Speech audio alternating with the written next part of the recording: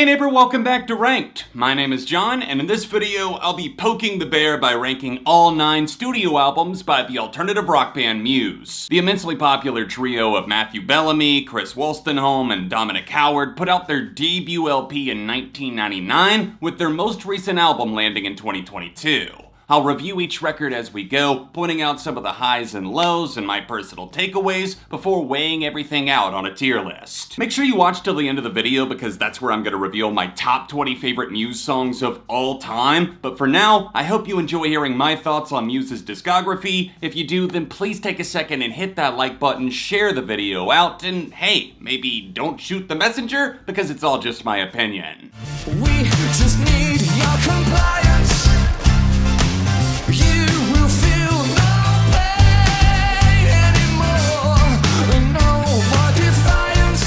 Oh, my sweet, tragic Muse, how I wanted things to be different. Perhaps it is I that has outgrown you, or maybe you've just gotten lost in the metaverse again. Fast forward and we're 20 plus years removed from the launching pad, and you've just sent album 9 into orbit. And look at that, just past Orion's belt, it's Will of the People coming in dead last because it contains so few of the elements that made them an elite force. Matt Bellamy sounds tired compared to the guy we once saw putting his heart and voice on the line every time, and parts of that you can chalk up to age or maybe commercialism gone wrong, but modern Muse seems to operate more like an AI cyborg than a human in space. Cheese oozes out like a macaroni commercial as the album's title track sets the pendulum into nauseating motion. It's a total shit show, and Compliance comes right after that to lower the bar further with its hammy synths and redundant lyrics about not caving to the evils that be. Without a doubt, there's still some highlights, obviously Kill or Be Killed being the biggest since it kind of rebirthed the heavy, demented side of the band that I'd been dying to hear that level of aggression from for years now. Misguided attempts at genre bending make this album feel less like a collection of their greatest hits as they intended, and more like an excuse to just get back to touring. A place where almost all of their songs sound better in that concert setting. If we're being fair on the tier list spectrum, I have to set boundaries to separate the gods from the mortals. And speaking of mortal, here's a combative fatality, because I'm canning Will of the People in the D tier. We are caged in simulations,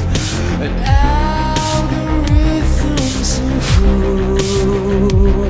Surfing the synthwave resurgence of the 2010s brewed division in the Muse fandom. Plenty of people think this record's a total peach in the park, they're just fine with it, while others are ready to storm their castle for daring to go all in on the electronic sound. And I say neither of them are right. Full-on dystopian highways are paved with an off-brand light cycle on the group's 8th album, Simulation Theory. Domineering guitars collapse in favor of, well, there is some great guitar work here and there, but mainly it's Wubba Lubba Dub Dub Muse Edition. Science fiction comes to life immediately with Algorithm, set into motion by a chilling minute-long intro that pulls out all the stops as Bellamy's voice cuts through the matrix like a knife. So much of this album feels like a recycling bin full of plastic promises, but not this. Actually, not the first 3, because The Dark Side is probably the best song overall, and Pressure is honestly a pretty fun listen from time to time as well. The middle portion drags ass on the carpet with the unbearable propaganda starting the trend, Break It To Me making matters inexplicably worse with that sleazy bass warp and pitchy guitars, before finally giving us perhaps their most poorly written ballad ever, Something Human. I have to give a shout out to The Void because there's actually a rich foreboding atmosphere on that closer that I really didn't appreciate then, but I see it now. I still can't say that for the rest of the album though, as it just narrowly ranks above Will of the People, but still in the D tier. I turn into a super drone, and you will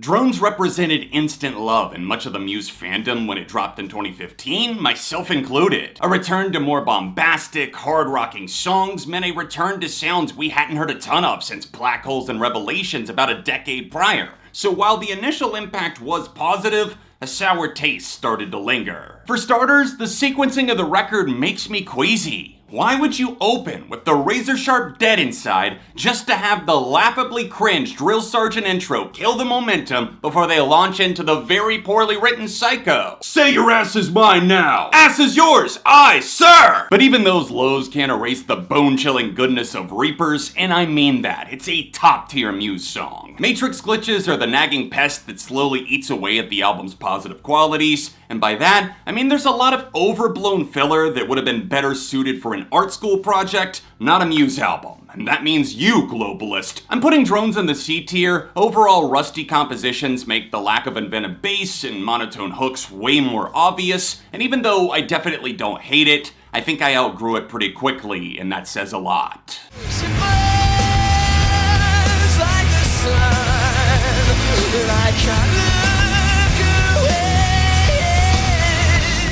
Magic mirror on the wall, where does Muse's debut album fall? You heard the spirit of the radio, head. I'm going with Showbiz at number 6 because that's my gut instinct. This was an early attempt to brand themselves as semi-sad but fierce poets of the kingdom, which did work, but not as much here compared to what they delivered on the forthcoming records. They were really young here, but even technically speaking, the album doesn't even sound that dated. The dazzling frenzy of guitars still gets the blood pumping as you scream out the chorus of Uno, slap the air bass along to Sunburn, and maybe even squeeze out a tear to Unintended. You can definitely tell they were trying a little bit too hard as they drag out certain songs longer than necessary. The lyrics strike me as Matt pulling out a little pocket thesaurus every time he needed a big word to get across something, which gets even more obvious the less the song slaps. So fortunately for us, Showbiz delivers more than enough missile strikes to make it all worthwhile. Let's plop LP1 right there in the B tier.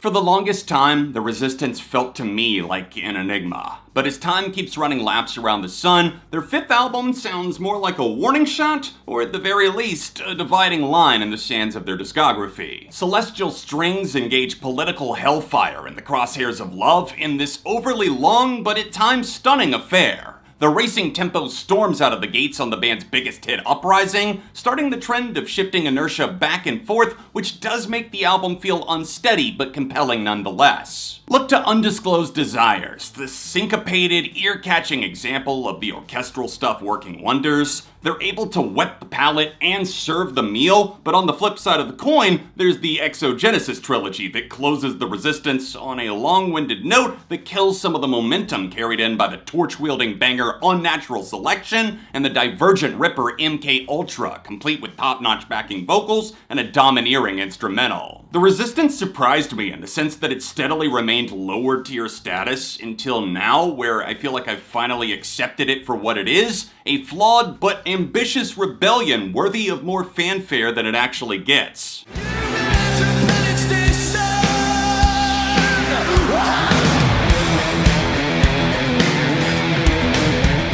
Rumors had swirled about a new sonic direction for the guys, but no one could have predicted the wonky size and scope of the Second Law, also known as the Wild Wild West, starring Muse as the cowboys holding up ray guns. Truth is, their weird science experiment might be too much for some to handle, and I understand why. It is very chaotic. But in the same breath, there's so much to sink your teeth into that how could you not at the very least feel tempted to give it another listen? The Second Law splits its time between bellowing hazmat hymns, triumphant crowd starters, and pensive waves of introspection, topped off by 2 powerful tracks sung by their bassist, Save Me and Liquid State. Cheesiness, glam, whatever you want to call it, Muse have always done that to a degree, so I guess I should explain why it works here and not so much on their later records. The Second Law doesn't feel hollow. Matt's voice roars with passion, and the instrumental work, while it might go a bit out of bounds for alt-rock, who cares? Let them punch outside of the box. Rock, funk, prog, electronic, dubstep, remember that craze? Well, I do, and damn it if Follow Me doesn't go ridiculously hard to this day. To this day! Beauty is in the eye of the beholder, and this album makes my brain dance like a dummy, so there's no way that I'm ranking the Second Law lower than A tier.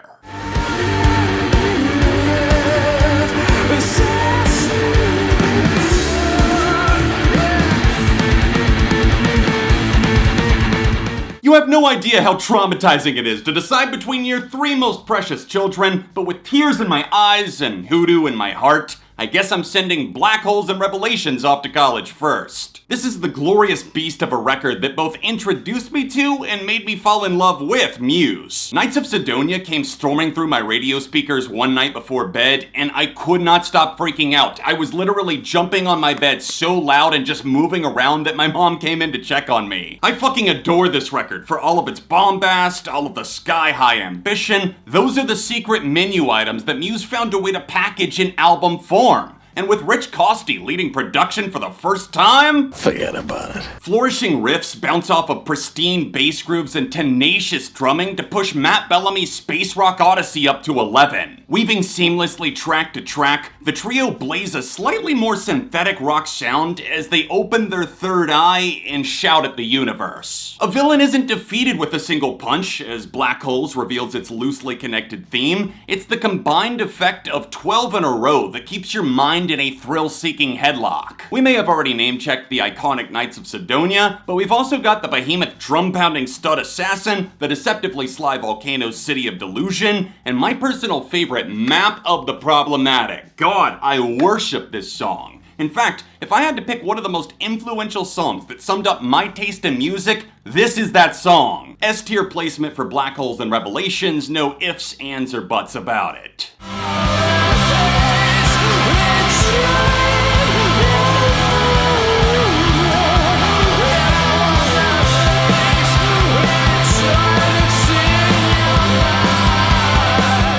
I'm slowly pulling my hair out over here at number 2, but here's Origin of Symmetry, the band's sophomore album released in 2001. This is a band sharpening their axe and honing their strengths to the nth degree. The tension is heightened, the sound explodes like a cosmic force in your ear. This is the shuttle to space, and they keep the rocket boosters full throttle more often than not. Around the time that Origin dropped, fans started to notice that this wasn't just a one-trick pony riding some other band's coattails. This was a global reckoning with face-smashing guitars and plenty of ghostly caveats to make you bliss out while you're headbanging into another dimension. Immediately, you'll find yourself fixated on the creeping suspense built on Newborn, which winds us into their fresh vision, and before you know it, you're all the way to the rage-soaked tornado hyper music, the ever-ascending perfection of Plug-In Baby, and the theatrical piano bop Dark Shines, which features one of Matt's best vocal performances ever, and of course you've also got the pummeling bass goodness the shrieking Citizen Erased delivers in spades. Entertainment is an understatement. Origin of Symmetry is a full-on experience to be had, and a damn captivating one at that.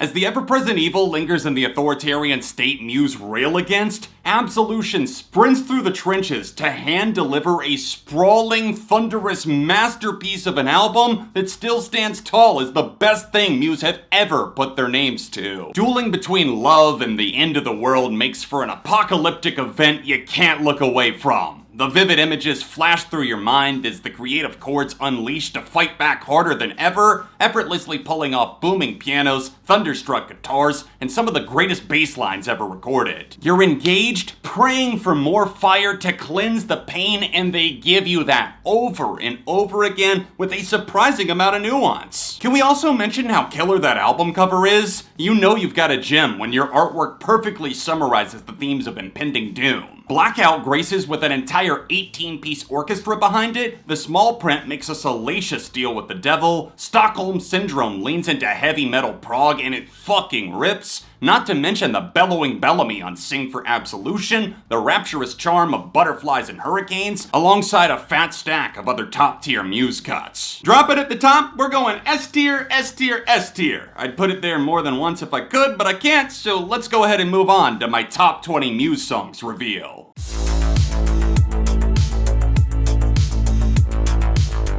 At number 20, I have Supremacy from The Second Law. I love the James Bond-esque feel to it. At number 19, MK Ultra, a song that has exploded in my mind off of The Resistance. At number 18, The Dark Side from Simulation Theory. Number 17, Uno off of Showbiz, their debut album. Sing for Absolution at number 16. I wonder which album that came from. Number 15 sees Panic Station getting all funked out from The Second Law. At number 14, Unnatural Selection, an almost 7-minute epic from The Resistance. Number 13 goes to Citizen Erased, a 7-minute epic of itself off of Origin of Symmetry. At number 12, we have a song from Chris singing, Liquid State, that has remained one of my top favorites. At number 11, City of Delusion sneaks its way up from Black Holes and Revelations. And now, as we enter the top 10, at number 10, I have Shrinking Universe, a sprawling song from the Hullabaloo soundtrack that does not get enough love. At number 9, Muscle Museum, again from their debut Showbiz. At number 8, we have the sole entry from Drones, released in 2015. This song is mental, it's so fucking good. At number 7, Plug-In Baby from Origin of Symmetry. At number 6, the piano-booming Apocalypse Please from Absolution. Dark Shines has moved all the way up to number 5. This is off of Origin of Symmetry. Look into that one if you haven't, because it captivates my blackened heart. At number 4, My First Love, Knights of Sidonia, reclaiming its place inside of the top 5. At number 3, Hysteria, which I can't believe is not at number 1, but the top 2 are so incredibly good. Number 2, Map of the Problematic from Black Holes and Revelations, which I already mentioned was a life-changing song for me. And Stockholm Syndrome has taken over at number 1, Headbang into Space. We've reached the end of our Muse journey today, but I hope you enjoyed hearing my thoughts on their discography, how I rank the albums, my favorite songs. Let me know any thoughts that you had in the comments. Please hit that like button, subscribe for the love of music. If you want to see more of my Muse content, then you can tap this playlist here, or tap here for another episode of Ranked. All of my socials are in the description. Give me a follow on Instagram, and I'll be back soon for more on ARTV.